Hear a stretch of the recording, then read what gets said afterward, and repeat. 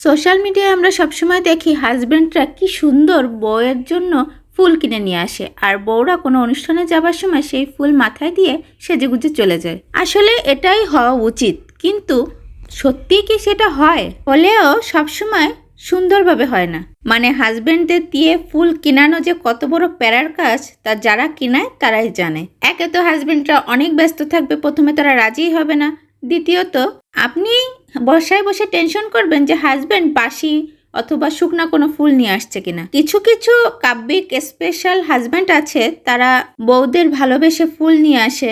তবে 100-এর ভিতরে আমার মনে হয় 2% হাজব্যান্ডরা এরকম হয়। বাকি 98% ওয়াইফদের তো এই ঝামেলা পোহাতেই হয়। তাই আমার পরামর্শ হচ্ছে, কেন দরকার শুধু শুধু জীবনে ঝামেলা বাড়ানোর? তাছাড়া ফুলের যে পরিমাণে দাম হয়েছে, হাজব্যান্ডের বা আপনার যারই হোক না কেন টাকাটা তো বাঁচাতে হবে, তাই না? মাত্র 10 টাকা দিয়ে 1 প্যাকেট সুপার সফট ক্লে কিনে নেন।